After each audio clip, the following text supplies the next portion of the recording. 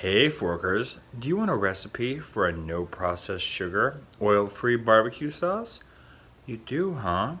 Well, why don't you just hit the subscribe button right here and I'll help you out.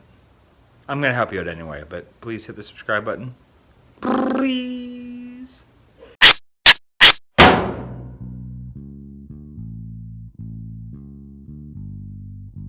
Hey Forkers, so if you're trying to follow a no oil diet and no processed sugar, it's really hard to find a barbecue sauce that's kind of naturally sweetened without that or without a bunch of oil. Luckily, I've come across a recipe and tweaked it to my liking that I think you'll like. How is it sweetened, you ask? We use dates and cherries. That's right, baby, cherries. Here's how you're gonna make it. You're gonna put a half a cup of dates, chopped, and about a half a cup, maybe 2/3 of a cup of water into a blender.